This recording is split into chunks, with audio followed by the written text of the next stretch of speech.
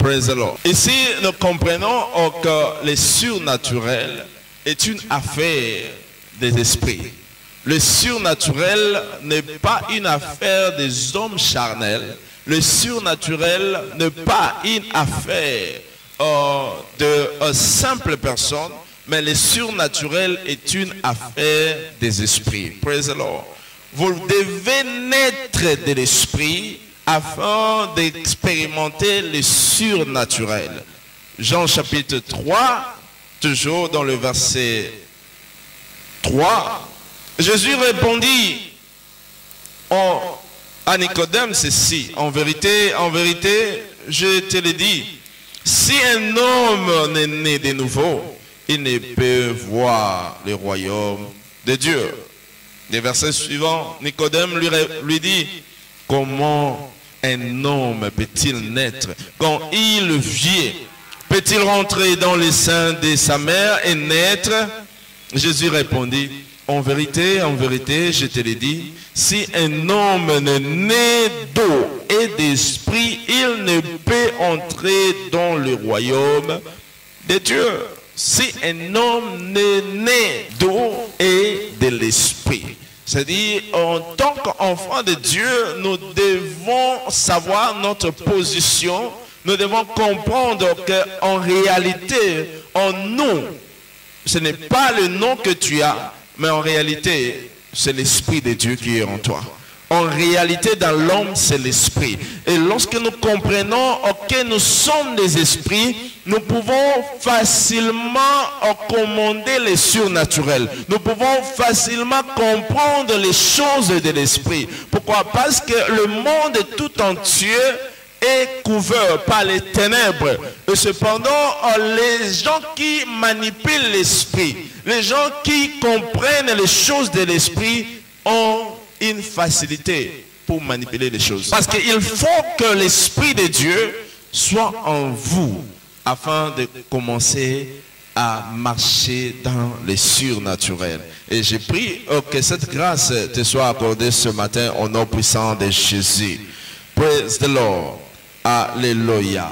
Nous devons savoir qu'en tant qu'enfants de Dieu, nous sommes appelés à expérimenter le surnaturel. Pourquoi? Parce que le surnaturel est simplement le produit de notre obéissance de la foi. Les produits de l'obéissance de la foi du croyant. Le surnaturel est le produit de notre obéissance. Lorsque nous obéissons à Dieu, Dieu finit par confirmer ce que nous croyons.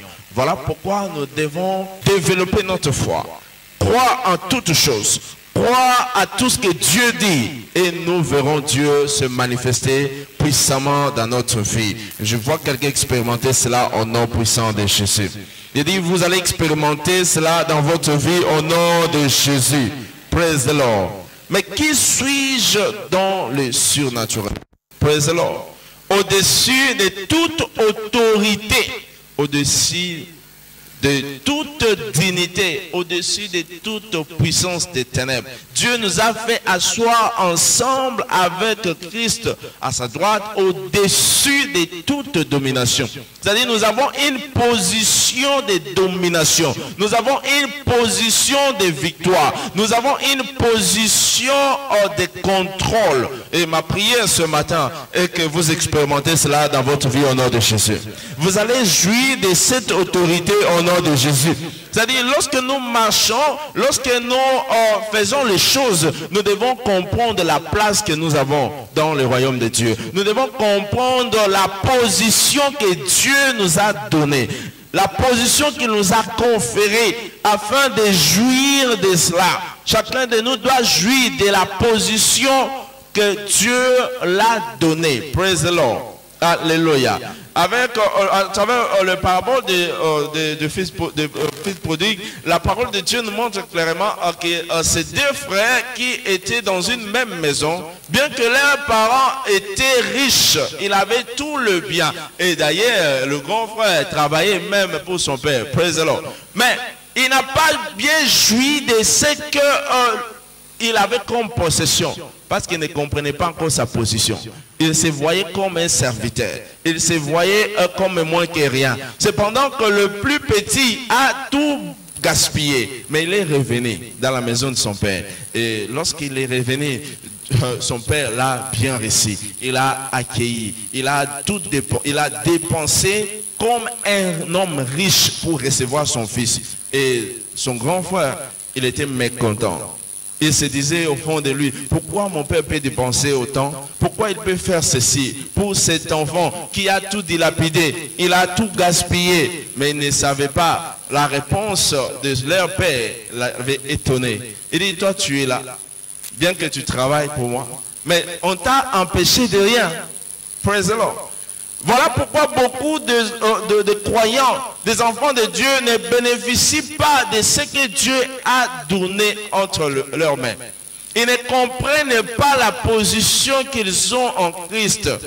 Cependant, la parole de Dieu nous montre clairement en disant que mon peuple est détruit parce qu'il manque la connaissance. Lorsque vous manquez la connaissance de qui vous êtes dans le royaume de Dieu, vous ne pouvez pas commander le surnaturel. Il faut que la connaissance nous parvienne, la connaissance nous le recevons et nous allons commander réellement le surnaturel. Je vois quelqu'un expérimenter cela au nom de Jésus. Vous allez commander le surnaturel au nom de Jésus. Praise the Lord. C'est la position que Dieu nous donne. Il nous confère cela en tant qu'enfant de Dieu afin de commander le surnaturel, d'avoir le contrôle sur toutes choses, d'avoir la domination sur les forces des ténèbres, sur les puissances des ténèbres. Et je vois quelqu'un dominer au nom de Jésus. Vous allez dominer au nom puissant de Jésus. Mais de quelle manière nous pouvons débloquer les surnaturels? Chacun de nous doit savoir qu'il y a une possibilité, il y a des moyens, il y a certaines exigences que nous devons appliquer pour activer les surnaturels, pour débloquer cela afin que cela puisse marcher en notre faveur, cela puisse marcher selon nos vœux, nos souhaits. Praise the Lord. Et ce matin, nous allons comprendre la puissance de la foi. Pour commander les surnaturels, nous devons comprendre la puissance de la foi. Parce que le surnaturel, qui est un monde de miracles, un monde miraculé, il faut la puissance de la foi pour agir dans le monde de l'esprit. Parce que Dieu ne peut pas accomplir, il ne peut pas faire les choses que nous ne croyons pas. Praise the Lord. Lorsqu'il voulait agir dans la vie de Jérémie, il lui a posé cette question. Que vois-tu? Il a dit, je vis ceci. Je vis cela. Il dit, tu as bien vu. Maintenant, comme tu as bien vu, je vais le faire. Praise the Lord. Dieu ne peut pas faire les choses que tu ne vois pas, que tu ne crois pas. Tu dois croire à ce que Dieu est capable de faire afin qu'il commence à réaliser et à confirmer par la puissance de la foi. Praise the Lord. Alléluia. Sachez que la foi place les croyants aux commandes du surnaturel. La foi est cet instrument qui nous donne les commandes du surnaturel. La parole de Dieu déclare dans Marc chapitre 9, le verset 23. Il dit, si tu peux, tout est possible à celui qui croit. Si tu crois, Dieu va le faire. Il va réaliser selon ce que tu crois. Si tu peux, tout est possible.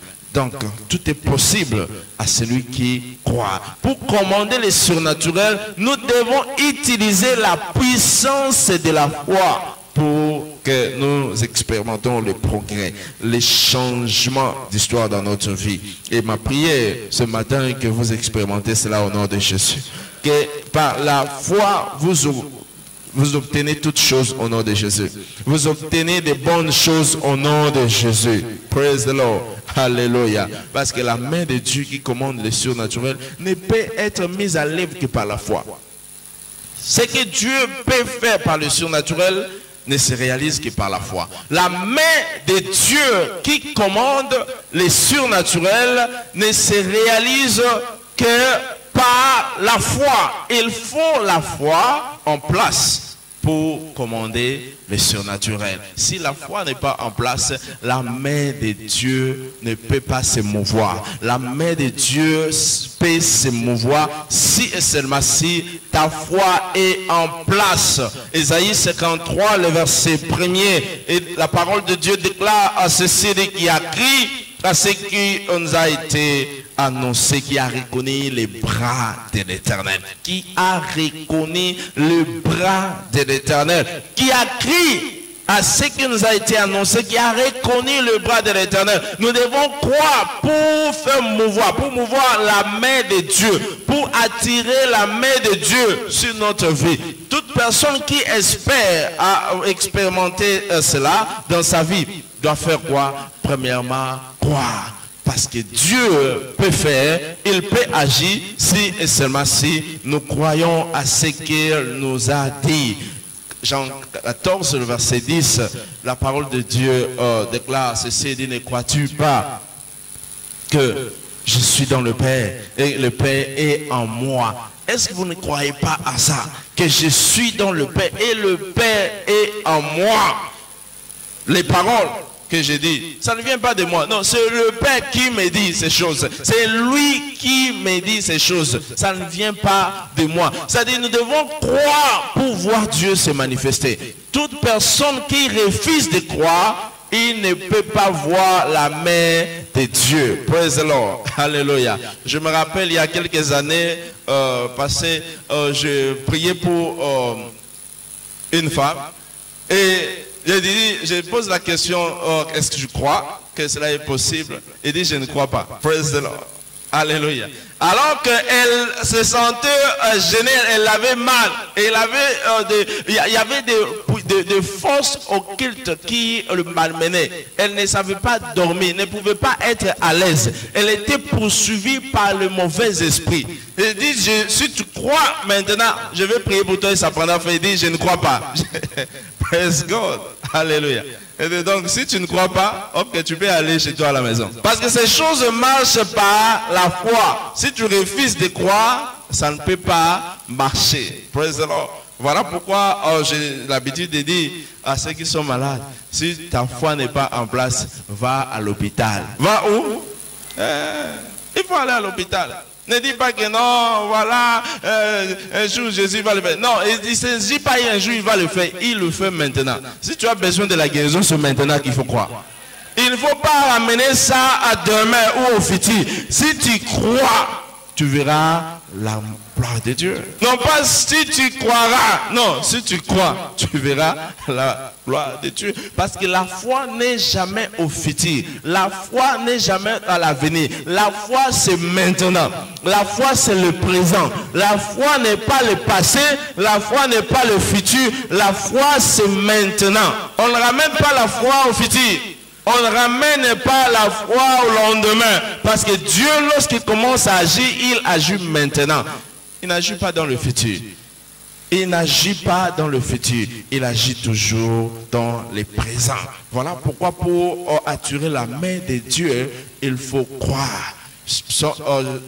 Marc chapitre 16, le verset 20. Marc chapitre 16, le verset 20 de la parole de Dieu déclare, alors qu'il s'en allait partout prêcher, le Seigneur travaillait avec eux et confirmait la parole par le miracle qui l'accompagnait. Les miracles les accompagnaient. Pourquoi? Parce que la main de Dieu était à l'œuvre. Lorsque la main de Dieu est à l'œuvre dans ta vie, les choses vont changer complètement. Et je prie le Seigneur que cela vous soit accordé au nom de Jésus.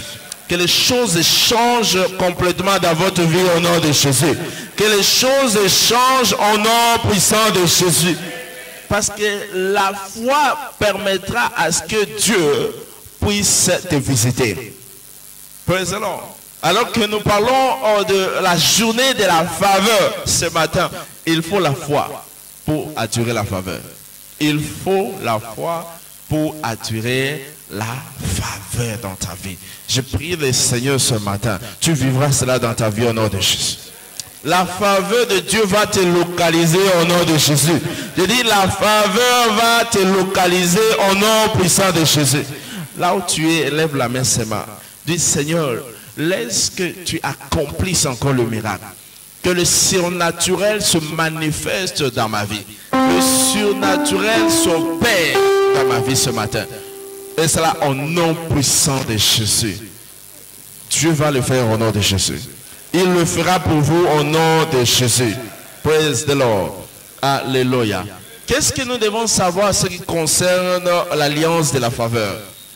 Parce que nous l'avons vu dans la vie d'Esther. Praise the Lord. Alléluia. Il y avait une loi qui a été décrétée que personne ne pouvait rencontrer le roi. Personne ne pouvait voir le roi. Mais Esther a brisé cette loi. Praise the Lord. C'était la faveur. La faveur de Dieu. De la même manière, cette faveur va te localiser au nom de Jésus. Parce que vous pouvez souffrir, vous pouvez beaucoup travailler, mais laissez-moi vous dire ceci, que 100 ans de travail ne peut jamais être comparé en valeur à une journée de faveur. 100 ans de travail ne peut jamais être comparé en valeur à un jour de la faveur. Un jour de la faveur. Un jour de la faveur peut changer complètement les choses.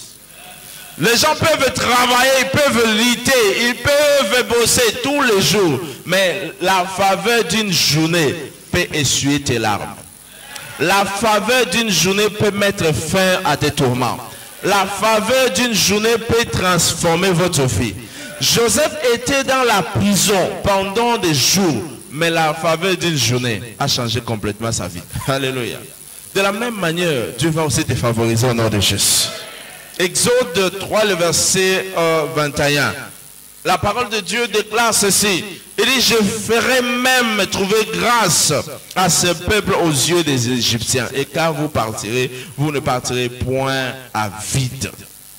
Vous ne partirez point à vide. Je ferai trouver grâce. Je ferai trouver grâce. Il y aura une faveur au point où, lorsque vous allez partir, vous ne partirez pas main vide. Vous irez avec quelque chose. Vous ne sortirez pas de ces lieux tels que vous êtes venus. Vous devez sortir avec quelque chose. Ma prière ce matin est que Dieu vous visite au nom de Jésus. Que Dieu le fasse au nom de Jésus.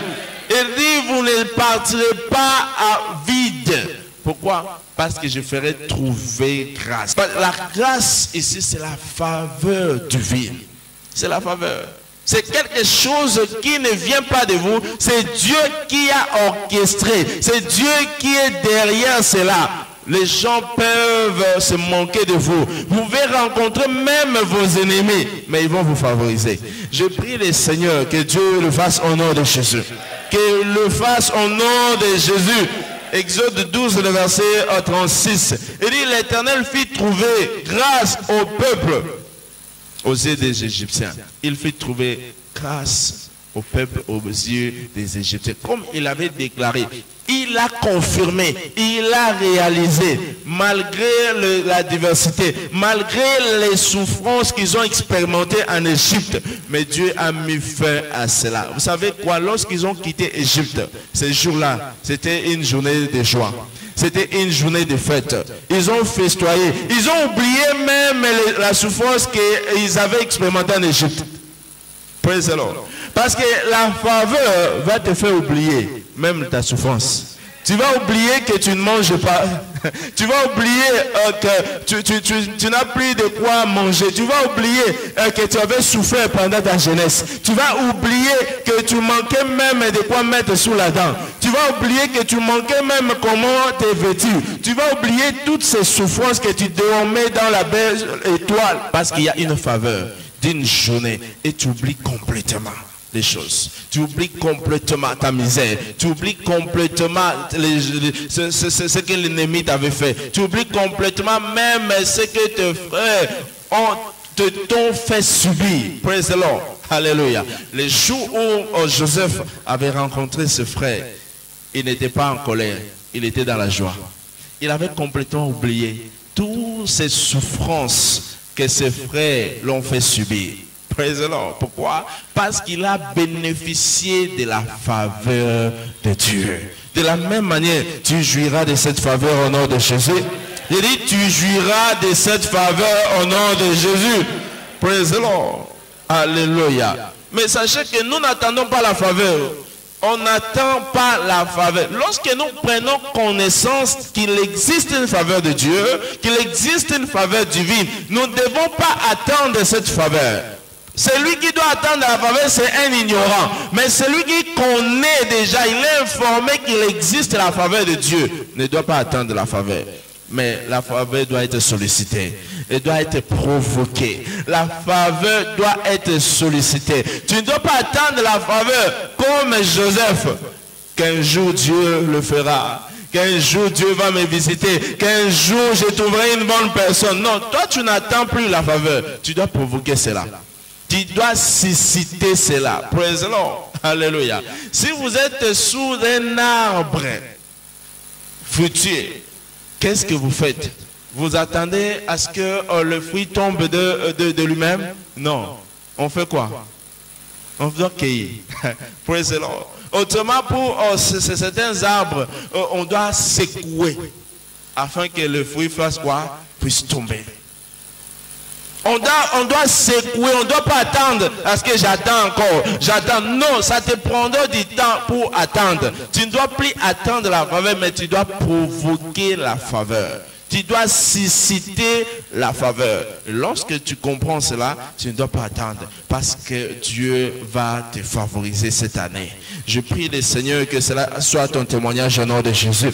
Proverbe 13, le verset 15, il dit, une raison saine a pour fruit la faveur, la faveur, la faveur. Praise the Lord. Alléluia. C'est une faveur que vous obtenez de la part de Dieu. Lorsque vous comprenez qu'il faut provoquer, vous devez là. Praise the Lord. Mais que dois-je faire pour susciter la faveur de Dieu? Que puis-je faire pour provoquer la faveur de Dieu? Parce qu'il y a des choses que tu dois faire pour provoquer la faveur de Dieu. La première des choses à faire en tant qu'humain, ce qu'il faut faire pour provoquer cette faveur, tu dois naître de nouveau et y demeurer. Naître de nouveau et y demeurer. Praise the Lord. Naître de nouveau et rester comme ceci. Éphésiens 2, le verset 8. La parole de Dieu nous montre clairement là-dessus. Praise the Lord. Il dit, c'est par la grâce, c'est par grâce que vous êtes sauvés. Par la grâce que vous êtes sauvés. Par le moyen de la foi. Par la grâce que nous sommes sauvés. C'est une faveur. Nous sommes sauvés par la faveur. Praise the Lord. Ce ne sont pas vos actes, vos actes de bienfait. Non, ce ne sont pas le fait de venir à l'église que vous êtes sauvés. Non. C'est une faveur de la part de Dieu. C'est quelque chose que tu ne fais pas pour mériter. Tu ne mérites pas cela. C'est Dieu qui a orchestré. Il a déjà prévu cela en avance. Ce qu'il faut faire, c'est de pouvoir seulement t'attacher à ça. C'est de pouvoir seulement suivre. C'est de pouvoir seulement accepter. C'est de pouvoir seulement obéir. Et vous allez jouir de cette faveur. Parce que la nouvelle naissance est l'une des exigences pour expérimenter la faveur divine. Et je veux expérimenter cela au nom de Jésus. Praise the Lord. Psaume 5, le verset 12, la parole de Dieu déclare ceci, dit, car tu bénis les justes. Tu bénis les justes, ô Éternel. Tu l'entoures de ta faveur. Praise the Lord. Dieu bénit les justes, il l'entoure de sa faveur. Il bénit les justes, il l'entoure de la faveur. Donc nous devons accepter la justice. Nous devons courir après la justice. Lorsque nous croyons en Dieu, avant de savoir, Dieu nous donnera cette faveur. Il va nous livrer cette faveur. La deuxième des choses à faire, c'est que nous devons aspirer véritablement à Dieu et nous devons avoir un cœur pour Dieu et l'intérêt de son royaume. lorsque nous avons un cœur pour Dieu et l'intérêt de son royaume, il y a simplement des choses que nous allons expérimenter. Psaume 35, le verset 27, il dit qu'il y ait de l'allégresse et de la joie. Qu'il y ait de l'allégresse et de la joie. Ceux qui prennent plaisir à mon innocence. Il dit, exalté soit l'Éternel qui veut la prospérité de ses serviteurs. Exalté soit l'Éternel qui veut la prospérité de ses serviteurs. Lorsque tu t'engages à servir Dieu et l'intérêt de son royaume, avant de savoir, Dieu continuera à te favoriser. Il va te donner une première place. Il te donnera une première position. Praise the Lord. Alléluia. Et je vois quelqu'un expérimenter cela dans sa vie au nom de Jésus. Que la prospérité te soit accordée au nom de Jésus. La faveur de Dieu te localise au nom de Jésus. Recevez au nom puissant de Jésus. Il ne s'agit pas simplement de t'arrêter à servir, mais tu dois avoir un cœur pour Dieu. Être un amoureux de Dieu. Lorsque tu es un amoureux de Dieu, ceci vous donne au droit à un flot continu de faveur. Ça vous donne droit à un flot continu de la faveur. Lorsque nous sommes amoureux de Dieu, Dieu continuera aussi à nous favoriser. Parce que tout concourt au bien de ceux qui aiment Dieu. Lorsque tu aimes Dieu, la faveur sera aussi ton partage. Dans 1 Samuel 13, le verset 14, il dit, maintenant ton règne ne durera point. L'Éternel s'est choisi un homme selon son cœur. Et l'Éternel a destiné à être le chef de son peuple parce que tu n'as pas observé à ce que l'Éternel t'avait dit.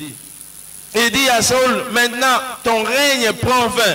Dieu s'est choisi une autre personne qui a un cœur pour lui. Il s'est choisi une autre personne qui l'aime. David aimait Dieu. Il aimait Dieu au-dessus de toutes choses. Il privilégiait d'abord Dieu. Il avait un cœur pour Dieu. Lorsque vous êtes amoureux de Dieu, vous commencez à jouir de la faveur de Dieu. Dieu va continuer à vous élever. Dieu va continuer à changer votre histoire. Il continuera à vous faire du bien. Ma prière ce matin est que Dieu le fasse au nom de Jésus. Voilà pourquoi chacun de nous doit sortir ce matin avec une couleur de faveur. Une couleur de faveur. Une couleur de faveur. Recevez-le au nom de Jésus. Une couleur de faveur. Recevez-le au nom de Jésus. Je vois quelqu'un expérimenter cela dans sa vie. Dieu va le faire pour toi au nom de Jésus. Dieu le fera pour toi au nom de Jésus. Praise the Lord. Alléluia. Là où nous sommes les mondes dans la présence de Dieu, tu vas prier ce matin pour susciter cette faveur, pour provoquer cette faveur au moyen de la prière. Élève la voix là où tu es. Laisse que dans les domaines de ta vie où tu veux expérimenter la faveur, que tu l'invoques. Il dit, invoque-moi, je te répondrai. Invoque-moi, je te répondrai. Élève la voix, commence à prier. Élève la voix, commence à prier. Provoque cette faveur